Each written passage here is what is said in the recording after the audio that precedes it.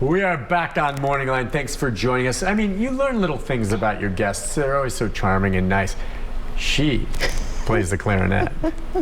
Lisa McCrady, it's nice to have you on. I appreciate it. It's always fun. Next time you come on, I'm going to surprise you with a clarinet. Oh, and my you're gonna goodness. You're going to have to play for it. I love it. I love it. You bring the pop rocks, though. You got it. Okay, you're never going to forget that. I'm going to hear about that every time you come on now. Okay, well, folks, listen, this is the final segment with her before we have to say goodbye, but just wanted to let you lay it out. Just for people watching and listening and hearing this, okay, wow, there's some services available. I know someone or I can. Just walk us through the easiest way and what you have to prepare to go about applying. Okay. For the emergency rental assistance, we need your lease. A copy of your lease, and then you can just upload it or bring it by. Okay, and we can I'm going to interrupt as we go, but if you don't have one, go to your rental office, say, can you make me a copy of it? Because you're like, I don't have a lease, Nick, I don't know where it is, because if you're like me, you misplaced it. You can go get a copy of your lease from your rental office. I'm sorry. And then there's a statement called a rental ledger. That lets us know when you paid and when you didn't, so we'll know how much we need to kick in. Okay. Your ID of yourself and everyone else that's in the home that's over 18, proof of income if you have any. That would be a tax form? It can be a tax form. It could be check stubs.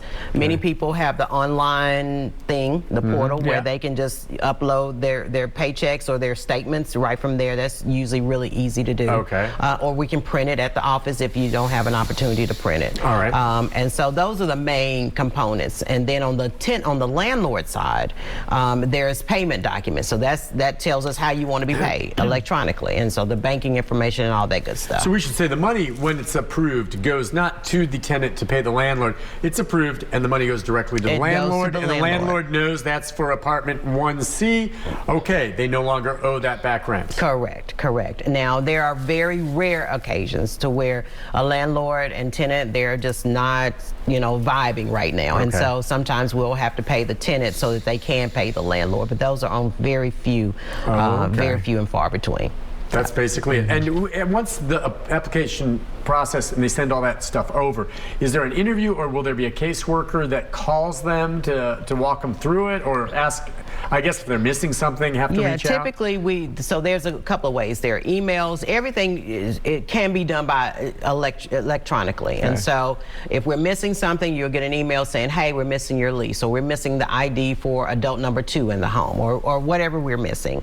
And then after everything is in, on both the tenant side and the landlord side, there's a payment agreement that says this is the amount that I'm going to give to you, Nick, or give to your landlord on behalf of you. If the amount looks good, you sign it electronically, then it immediately goes to your landlord. They sign it, and then that's how the payment process starts. And so we send the information or the payments electronically to the landlord, and then we're on to the next thing. And it's fairly quick? It's fairly quick. I don't know what fairly quick is. Yeah. If someone gets that information to you, what is it, a matter of a couple months? No, we try not to, but sometimes it is based on the volume. Well, you guys are, which is the reason for the closure. And so what we want to do is make sure people understand that if you currently have an application in the system, we're going to be working even harder to get your application completed, to help you get it completed, and to clean up the system.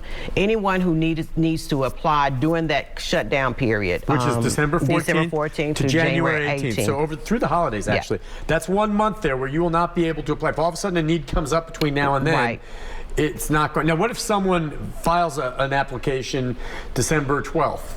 So they won't be able to file because the system will literally be shut down. But you don't close till the 14th. The 14th, yeah. So all the way up to the 12th. Up until that, it'd be outside of that, you're still taking them then? You're still taking them up until the morning of the 14th or midnight. But then after that, it's shut down until January 18th. Now, if someone is going to court or something happens to where a civil thing, we have a process. So you'll work with us on that, and we'll work with you. So if you're in the court system and something happens, even though the courts are shutting down a period of time, there is a time period to where someone can file. The landlord can file, and we're hopeful that they won't. But if that happens, then we'll definitely take care.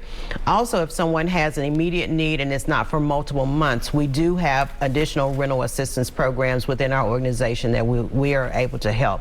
So I guess the best thing to do is to give us a call and let us know what's going on with you so that we can help, and we can see what the best scenario would be for your situation. What is the best number for folks to call? I just wasn't sure. Yeah, 615 862 8860. 8860, and I'll give that out again. But yeah, clearly people can navigate and figure it out. As you just said, over the past 9 months, it was about 4,000 households helped? 4,000 households. To the tune of $35 million. In 9 months. Holy cow. But think about it, that's $35 million in back rent that these landlords were going without, and now they have it, and these renters are no longer in debt. That is correct, and there's even more money coming because Nashville, again, as I said earlier, we're one of the top cities or top locations as far as distributing this funding. And so when you meet certain benchmarks, you're able to receive additional funding. So we think about $68 million when it's all said and done that we know of, the federal dollars that are coming into Davidson County so that we can help people come out of this rent debt. Yeah, and you think Nashville's up high just because of the climate in the city when you're talking about, I mean, let's face it, the whole country dealt with COVID, but because of the difficulty with finding affordable rent, and is that what makes Nashville stand out? So I would attribute to our staff, our team. We did outreach into the communities. We worked weekends. Our call center was open 12 hours a day. We had multiple people just working almost continuously to make this process work and to make sure that we got to as many applications as we could. And so I attribute it to our team. Really coming together and really figuring this out in a short period of time. And again, as I said, we found out in February that we need to be operational by March. And so we gathered our team together, we hired, and they got it done. And so I attribute it to them. You think, and you guys, that's fantastic. Yeah. Worked so hard. I'm just thinking, and there's all kinds of debate about how taxpayer money is spent and what. Can you imagine if the MAC wasn't around, or if in just the past 9 months, that $35 million, which is a ton of money, folks, but $35 million had to help 4,000 families. If that wasn't there, we already have a homeless problem. How bad would it be if these programs, let's say over the last 3 years, you didn't have any rental assistance? It didn't exist in I don't know what we would have done. I know what the outcome, it would absolutely, I believe it. And also I believe people would lose their properties because you have the smaller landlords who have, houses that are mortgages and that the rent pays for those mortgages. And so, we would have foreclosures. And so a lot of different things would happen if we didn't have this funding, which is really, really important to our community because, we're already in a housing crisis. We already recognize that here in Davidson County. The affordability, as I said earlier, and the availability. So even if you can afford to rent some places, you can't find it. So this funding has been a game changer for our county.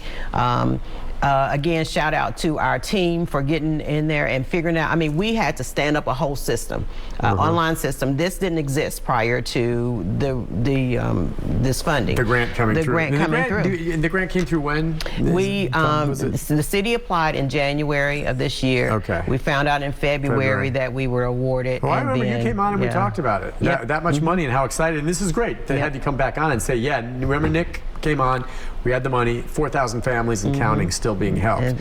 So you set all of that up, and I wonder if a lot of these families, once they maybe get out of debt or whatever, decide time to move on. I mean, landlords can raise rent too, can't they, once a lease expires? Once a lease expires. However, if it's there's a protection period. So 90 days after receiving funding through our program, the rent, they say that they're not going to increase the rent. They're not going to evict due to non-payment. And so there's some protections that also comes for the tenant and really the landlord as it relates to how this funding, when you receive this funding, these are the terms or the conditions of receiving it.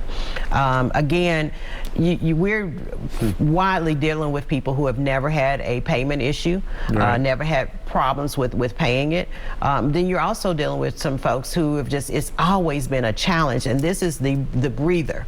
That allows them to focus on some other things, to focus on their children, to focus on employment, to focus on the different things that they need to do in order to secure their families and secure what we all want to do is have a secure and stable household. So this has been great for us. And if you can't get to it now, I mean, that's a great way to start off the new year. As you said, more grant money will come back in, and the portal for applications opens up again January 18th. January 18th. And then it's just business as usual moving through next year? It is. It'll just, it just keeps keeps. It is. This is in perpetual motion, right? It's just as long as the money keeps coming from federal dollars. Absolutely. Now that could change, right? I mean, at any time, you never know what the feds will do. Yeah, with this one, yeah. So it has an end date. Okay, this will sunset when, in February? So it could go as long as 2025, but it depends on funding. Yeah. And it depends on how the other parts of the country is doing. So as we meet these different benchmarks and as funding is available, because in some areas it's kind of difficult to get this funding out. So what the federal government doesn't want to do is have this big pot of money sitting in an area where it's not widely used. They just reallocate it to other places where it's needed. And so we, as much as we need for this county, that's why it's really important for us to get clean numbers in our portal and to clear out the applications that are not needing assistance, so that we'll know truly how much we need, how much we have left, you know, and if the cases that we have or the applications we have, you know, how much is that going to take up what we already have and how much we need additionally. Yeah, to get it cleared. Listen, well, folks can call if they need to get the information. You gave the number, 615-862-8860. Our webpage is available, is nashville.gov /MAC. MAC, which is Metro Action Commission. Yeah. Correct. We're on Facebook, Instagram, and Twitter. Do it to it. Do you want me to give out your personal home phone number too? And give them yours. And you call me, Lisa, conference me in. You don't miss a trick. Listen, hey, thank you for coming on. Thank you, Nick. It's always great to come. Well, listen, whenever we can do this, it's like you said, the reason you do such a great job is your hardworking staff and the fact you get the word out. That's what this is about. Thanks for coming on. Happy holidays to you. Same to you. Same to you. Clarinet next time. All right. We'll take a break. When we come back, one final guest will be joining us by Zoom talking about the Red Kettle Challenge. We'll be right back.